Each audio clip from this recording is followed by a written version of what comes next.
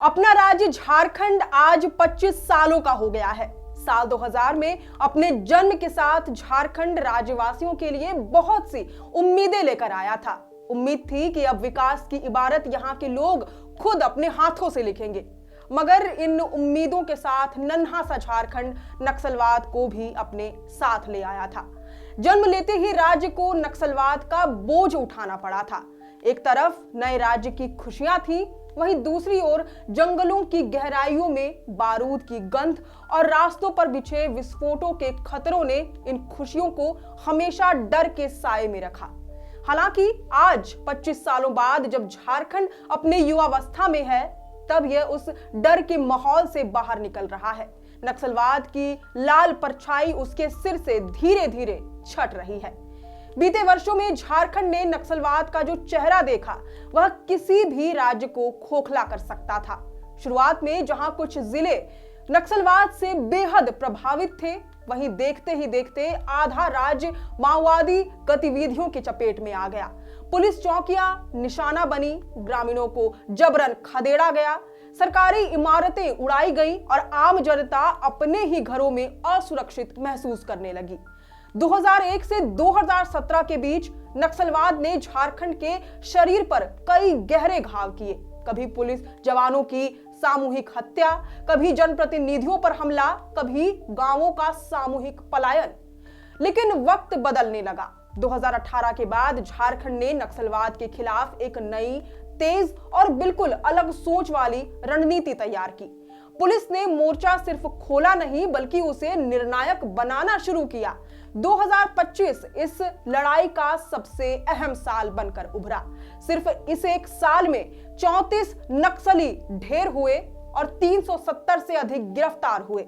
कई ऐसे क्षेत्र जिन्हें कभी नक्सलियों का अभेद्य किला माना जाता था, मसलन बूढ़ा पहाड़, पारसनाथ, लुगु पहाड़ी, बुलबुल इत्यादि, अब माओवादी प्रभावित से मुक्त है। झारखंड पुलिस का यह सफर आसान नहीं था। राज्य बनने से लेकर आज तक 562 से अधिक पुलिसकर्मी और केंद्रीय सुरक्षा बलों के अधिकारी इस लड़ाई में शहीद हुए। ये आंकड़ा बताता है कि नक्सलवाद सिर्फ अपराध नहीं, बल्कि एक ऐसी चुनौती थी जिसने राज्य की हर संस्था की परीक्षा ली। दूसरी तरफ आम जनता भी भारी कीमत चुकाती रही। बीते 25 वर्षों में करीब 2000 नागरिक नक्सली हिंसा की भेंट चढ़े। फिर भी झारखंड ने कभी हार नहीं मानी। 6300 से अधिक नक्सली घटनाओं, 1343 मुठभेड़ों और 10,000 से अधिक गिरफ्तारियों के बीच पुलिस ने अपने हर कदम में एक संदेश दिया। नक्सलवाद को अब यहां कोई ठिकाना नहीं मिलेगा।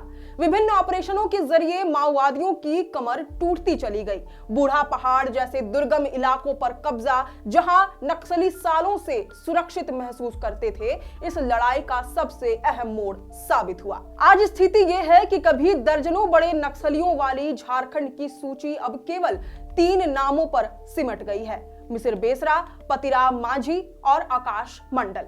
तीनों पर करोड़ रुपए का इनाम है और तीनों सारंडा के उसी घने जंगल में इधर उधर भाग रहे हैं जिसे कभी वे अपना अड्डा कहते थे।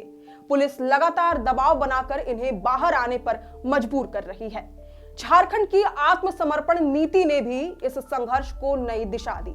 ओपन जेल, पुनर्वास और इनामी राशि की पारदर्शी व्यवस्था ने कई नक्सलियों को यह एहसास दिलाया कि हथियार छोड़ना अब उनके लिए बेहतर विकल्प है। दूसरी तरफ ग्रामीणों का बदलता रुख नक्सलियों के लिए घातक साबित हुआ।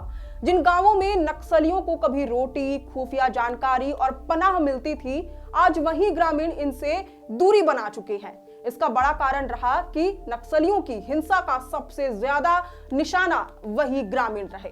आईईडी विस्फोटों से मौतें, जबरन वसूली और दहशत की राजनीति ने गांवों का भरोसा हमेशा के लिए तोड़कर रख दिया। 25 साल का यह सफर बताता है कि झारखंड को नक्सलवाद की विरासत मिली जरूर थी, लेकिन इसे खत्म करने का साहस भी इसी राज्य ने दिखाया। आज जब झारखंड अपने युवा काल में है, तब ये पहले से ज्यादा मजबूत, ज्यादा समझदार और ज्यादा सुरक्षित दिखता है। लड़ाई अभी पूरी तरह खत्म नहीं हुई, लेकिन अंत बहुत ही करीब दिखाई पड़ता है। एक समय लाल परछाई में जीने वाला ये प्रदेश अब एक नए झारखंड की ओर बढ़ रहा है। ऐसा झारखंड जो डर के नहीं, विकास और शांतिपूर्ण जीवन के लिए जाना जाए। यहाँ के लोगों ने संघर्ष झेला, पुलिस ने कीमत चुकाई और आज राज्य अपनी जड़ों से हिंसा का ये अध्याय लगभग मिटा चुका है। अब 25 वर्षों के बाद झारखंड एक बार फिर उसी मोड़ पर खड़ा है जहां डर पीछे छूट रहा है और उम्मीद आगे रोशनी बनकर खड़ी है। लाल परछाई लगभग मिट चुकी है। अब बारी है एक ऐसे झारखंड की जो संघर्ष की नहीं, विकास और शांति की इबारत लिखे। खैर, अब इस पूरी रिपोर्ट पर आप क्या विचार रखते हैं, ये हमें कमेंट करके जरूर बताएं। अगर आपको ये पूरी रिपोर्ट पसंद आई हो तो इस वीडियो को जरूर से लाइक और शेयर करें। हमारे चैनल लोकतंत्र 19 को यूट्यूब, फेसबुक, इंस्टाग्राम समेत सभी डिजिटल प्लेटफॉर्म्स पर जरूर से फॉलो करें। फिलहाल लेते हैं अलविदा। जोहार।